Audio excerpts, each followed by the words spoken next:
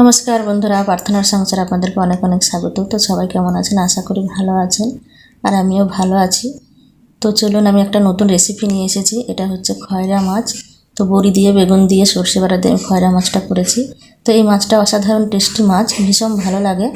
আর এটা হচ্ছে জ্যান্ত খয়রা, মানে খয়রা দুই রকম হয়, একটা সমুদ্রের খয়রা আর একটা হচ্ছে গঙ্গার। এটা পুরো গঙ্গার মাছ।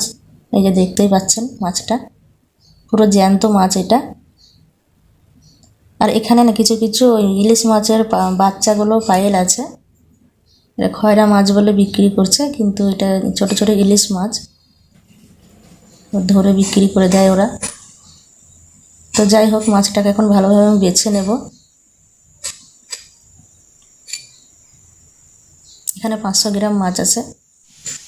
তো দেখুন, মাছটাকে আমি ভালোভাবে কেটে পরিষ্কার করে নিয়েছি। দেখুন,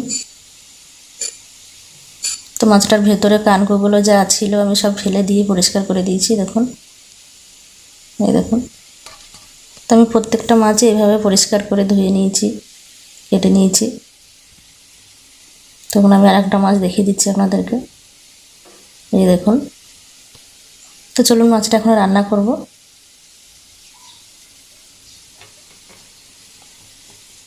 তো আমি 3টে ছোট ছোট সাইজের বেগুন নিয়ে নিয়েছি। বেগুনগুলো এখন লম্বা লম্বা করে কেটে নেব। এখানে নিয়ে নিয়েছি সর্ষে আর কাঁচা লঙ্কা বাটা, আর এখানে ডালের কিছুটা বড়ি নিয়েছি। আমি এগুলো দিয়ে মাছটা রান্না করব। তো মাছটা এখন মেখে নিচ্ছি।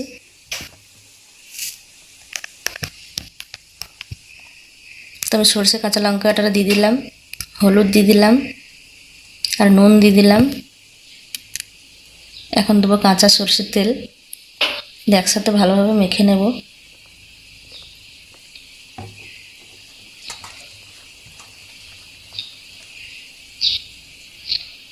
দেখুন, মাছটা আমার মাখা হয়ে গেছে। এখন মিনিট 10-এর জন্য আমি এটা ঢাকা দিয়ে রেখে দেবো। তো চলুন, আমি বড়িটা ভেজে নিচ্ছি। কড়াই গরম হয়ে গেছে, তেল দিয়ে দিলাম। বড়িটা ছাঁকা তেলে ভাজার চেষ্টা করবেন না, আপনারা সবসময় অল্প তেলে ভাজার চেষ্টা করবেন। বড়িটা যাতে ডুবে না যায় তেলে, তাহলে বড়িটার টেস্ট খুব সুন্দর লাগে।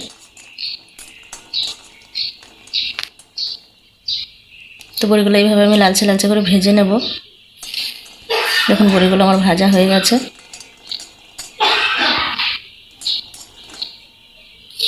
এখন আমি বড়িগুলো ঢেলে নেব।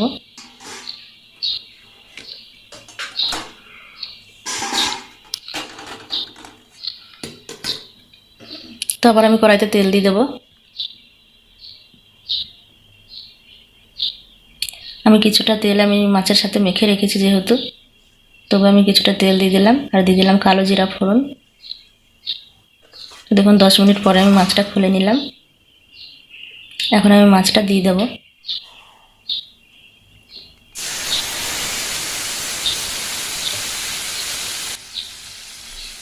পুরো আমি আলতো করে একবার নেড়ে নেব। এটা বেশি নাড়ানাড়ি করলে হবে না, কেননা মাছটা তাহলে গলে যাবে, তো ভেঙে যাবে। এখন আমি বাটিটা ধুয়ে কিছুটা জল দিয়ে দেবো বেগুন সেদ্ধ হওয়ার মতো।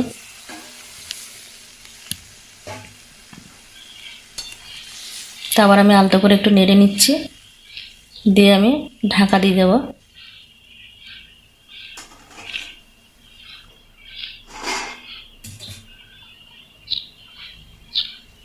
আমি এখন ঢাকা দিয়ে দেবো। মিনিট 5-7 জাল হলেই আমার বেগুন সেদ্ধ হয়ে যাবে। তো দেখুন, আমার সেদ্ধ হয়ে এসছে বেগুন। আমি ঢাকনাটা খুলে নিচ্ছি এখন। তো আর একবার আমি আলতো করে নেড়ে নিচ্ছি। তো এই সময় আমি বড়িটা দিয়ে দিলাম।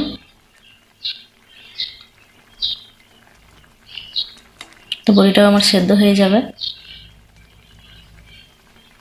তো আমি 4টে কাঁচা লঙ্কা ফেলে দিলাম, কেউ যদি খেতে চায় খাবে।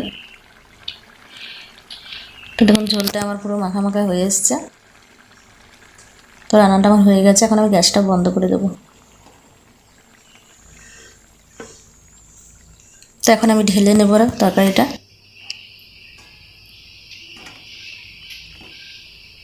দেখুন বন্ধুরা, মাছটা বেগুনটা পুরো গোটা গোটা আছে, বড়িগুলো গোটা আছে, একদম গলে যায়নি বা ভেঙে যায়নি। তো ঠিক এইভাবে রান্না করতে হবে।